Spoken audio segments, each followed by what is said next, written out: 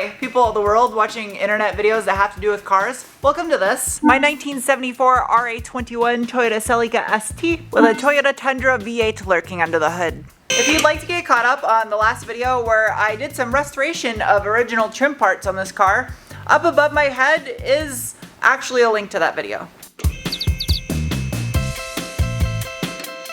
Yesterday, this package arrived and in it contains the ingredients which are needed. I am the dumbest human when it comes to opening and making packages. Yay! This interesting looking robot licorice is called cupronickel. Cupronickel. It's a cross between copper and nickel. I don't think this should be too difficult because I got all the little spots for it already. The originals. These, albeit they're a little bit distorted from their original shape, still fairly close, are the original brake lines and fuel lines for this car. I don't want to reuse them because they're 50 years old and brakes and fuel are kind of important. Original fuel lines went on this side and the fuel filter goes up in the engine bay. So that means, yeah, if I stick this in now, it's going to be a pain. That's what he said.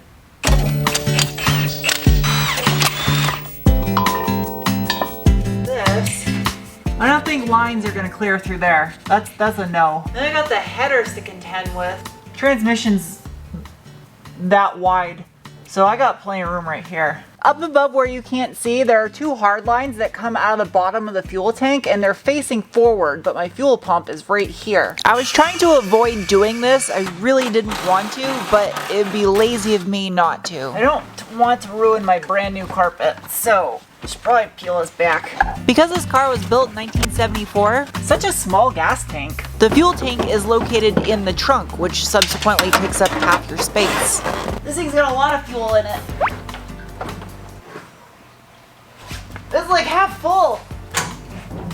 That's a whole lot of old stink that can get cleaned though. I gotta figure out which one of these is a supply and which one of these is a return, because that's gonna make a big difference. Okay. Normally your supply line is larger diameter, but these are both the same. It's literally only about an inch from where it protrudes from the bottom of the floor pan, and that would be still pretty easy to run a soft line. Where Sarah's taking this fuel, nobody knows. The factory fuel lines on this truck came up the passenger side. Brake lines and fuel lines, all right here. Geez, that steering shaft is so rusty, it looks like it was about ready to snap. Holy crap. Nothing is over there.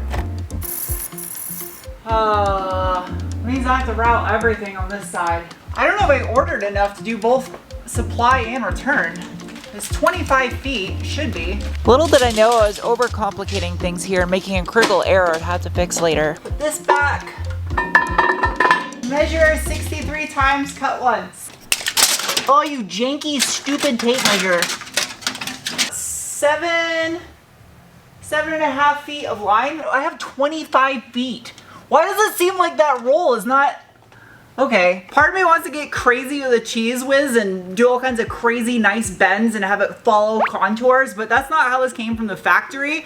And I just opened the door for a bunch of problems, potentially, by trying to show off. It does make me a little nervous having my fuel lines terminate right above the header here, but there's so many other fluids in this engine bay that could drip on hot things and create fires, so. Literally stuffing a Tundra V8 and a 70 Celica. If I wanted this to be easy, I would have just put an LS in it. And that's gonna be pretty, because I got my clutch lines coming out right there too, so it'll all be uniform. Charlie, Kilo. Foxtrot. Uniform. Charlie. Kilo. Yeah. Yeah. Oh yeah, I got tons of line. What am I thinking? Can't believe I'm actually gonna say this, but I kind of miss working on bomb lifts doing this. In case you're wondering, all this gold that you see under here is just sanding dust from when I was doing the body work. It's not overspray. I just need to clean it. Which I should probably do before I stick this up here. Man. Hello, my name is Sarah Poppin', I'm a dumb white girl. I'm sorry, I can't, it's stuck in my head. A little bit of interior cleaner because this is rubber undercoating and that just made some kind of sense, I think.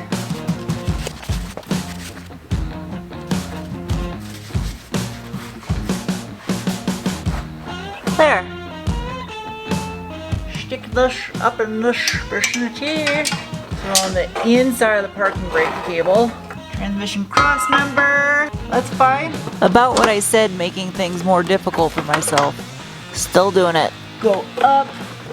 I have a tab there, but I'm gonna use that for the brake lines. Oh, I gotta get this up. There we go. I'll go something like that. Whew. The fuel line it has organic flow to it. I feel like some 70s people would be happy about that. I don't know where I put the cutter. This is why I can't have nice things, because I just lose them. 7 plus 7 plus 7 is 21. So even if I screw up, I might have enough to do it one more time. I don't think I mathed that wrong. I'll give myself a tiny bit extra. Okay. These lines need to be like eyebrows. They're sisters, not twins. Always remember that. This side of the parking brake cable. Keep it simple, stupid. Don't get all fancy pants. I don't even want to know the horrific faces I'm making trying to do this. This is where it's gonna get hard because I don't have any tabs back here. I really need to just weld a pair up on the bottom of the car. The following day I had access to the paint booth next door, so I'm picking back up where I left off in the previous video, painting the pieces that I was in the process of restoring. First up, adhesion promoter. Since all these pieces are plastic, I want the paint to actually adhere to it. So using the same gun I'm going to spray all the paint with, I give everything a thorough coating. I'm going to let them sit for about 10 minutes before I shoot it with the base. It's about 95 degrees or so in there, so I'm going to let first coat sit for about 15 minutes before I shoot my second coat. Surprisingly enough, getting in between the slats on the grill and the wiper cowl louvers really wasn't that difficult thanks to this little mini gun. It's been drying for about 30 minutes now, and the color is perfect. It's like exactly the color it was before. I'm gonna put a matte clear coat on here and thin it out so it comes out to an eggshell finish. While I'm not 100% certain, I am fairly positive that these pieces from the factory were just sprayed with a base clear all-in-one that had a flat finish. But I went above and beyond by doing a separate base and clear. And the way this clear works is depending on what ratio you use with the activator and the clear itself will determine the type of sheen that the finish will have after it's finally sprayed out. And this is why people pay people to do jobs like this. I contemplated not filming this part, but since I have to suffer through this twice a week every time I film a car review in here, I figured you guys could take part in that process and watch me struggle like an idiot. And yes, I know they make creeper dolly things that you can put underneath your tires, but I had a set and they were garbage and they broke and I threw them in the trash. That's good. Now that I'm done being microwaved like a burrito, that didn't make any sense, but my brain's not working correctly. Hey look, screwdrivers.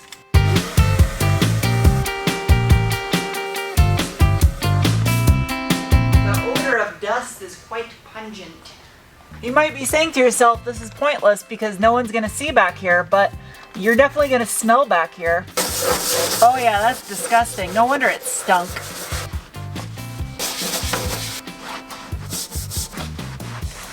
There, much cleaner. It's pretty toasty in here already today, and the forecast tomorrow is supposed to be 110, even hotter. Remember how I said I made things overcomplicated? Oh, confusing. Both fuel pressure regulators are right here in the back, but, oh, this is a problem. A delightful little treat I just discovered is that the 3UZ intake manifold and subsequently fuel rails that I'm using on this 2UZ don't have a return fuel system. The original, the 2UZ intake manifold and fuel rails did. But if you look at the end of the fuel rails right here, there is a removable port which I can modify and add a fuel pressure regulator and make this a return fuel system. I reinvented the wheel and I didn't need to. Aha! I think it'll be alright. Thankfully, because both sides of the transmission tunnel are so similar, I actually didn't have to bend very much to make it work on the other side. Something like that. And I can transition to a soft braided line all the way up to the fuel rail from here. My gut feeling told me to do it on this side to begin with, and I should have stuck with my gut feeling. I'm getting to the point right now with this build where the stuff that I have left over is stuff that I literally have no game plan for and is going to be highly difficult to figure out. For instance, this hole right here has to fit a brake booster, master cylinder, and a clutch master cylinder. This doesn't even fit. So this is the original clutch master cylinder for this car. And this is the one I bought for it. It is also a Toyota Aijin part. What size are you, 10? The old clutch master cylinder leaked. You can see it ate away all the paint right there. But luckily, I need to fabricate. They're similar, but not similar enough to make this bolt on. That will not budge. Time for plan B. Aha! If I try to drill a hole with the stud just pressed up against the firewall, there's a chance that I might not have it aligned properly for the center. Well, sure, this stud comes out easy. The hole is just slightly off. Considering how much larger diameter of a bore this clutch master cylinder is from the original one, it's surprising it doesn't need that much more clearancing to actually make it fit. Perfecto. It's the following day, and this is the finished product of the grill. The center bezel strip that you guys saw me refinish in the previous video, and now the part that I just painted in the first half of this video is now complete. Additionally, you'll notice that my Watanabes, as well as the body of the coilover, is also gunmetal, and they all match. It all ties in perfectly. The grills right here in the wiper cowl, those will also match. Just a subtle little touch up here. And doing that satin clear coat with a 5-to-1 reduction gave it that perfect amount of eggshell sheen, so it looks just like the brand new piece of plastic did when the car was new. I don't own a right angle drill, and you can't get to the back side to drill these holes. Ouch! Oh my god, I can't even do this. Ugh. That thing's hard to squish.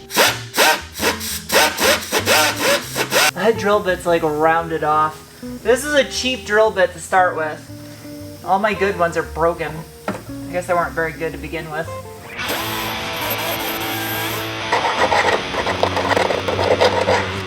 I don't think it's possible to get to the underside of it. That might be just enough. There. D-bird.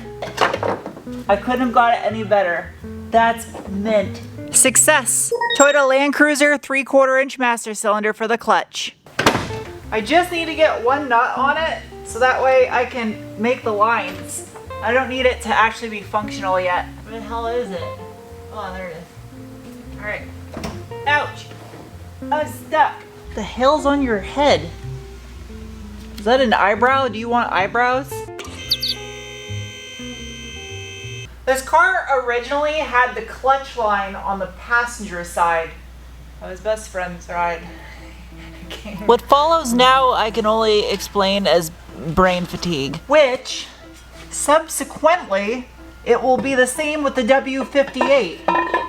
So that means, to do this correctly, I need to maintain the soft, flexible line between the two hard lines. That way, as the transmission and engine move, which won't move very much because I have solid mounts. I know I said I wasn't gonna get all crazy with making my lines perfectly contour the side of the tunnel, but they perfectly contour the side of the tunnel. This fuel tank's way lighter without all the fuel in it.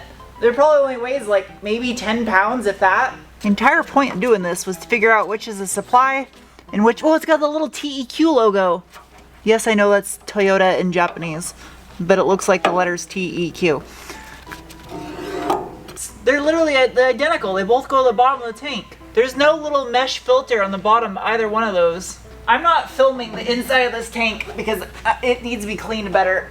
That's just dumping it is not good enough. So much for finishing that one up. Back to the clutch. I need a spot where I can hard mount a union to tie that together.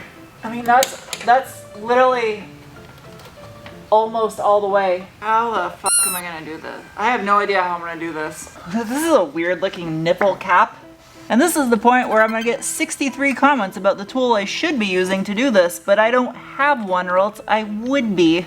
Well, I do have quite a few tools. I don't have every tool I need. So I'll make my own tool from scratch by sacrificing a scribe.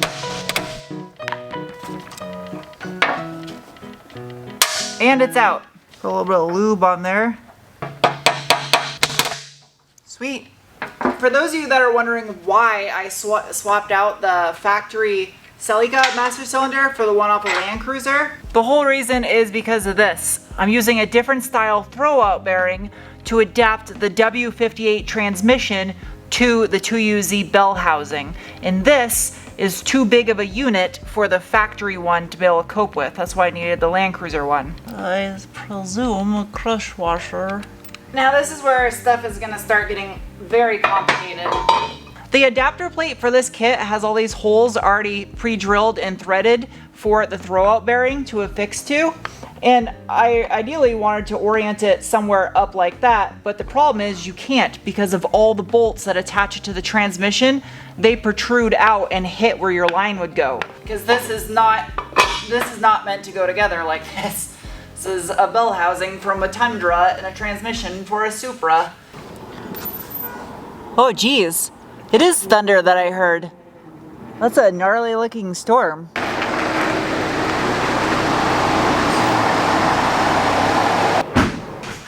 Just in the off chance that it hails, I don't want my Bronco like I like my pasta.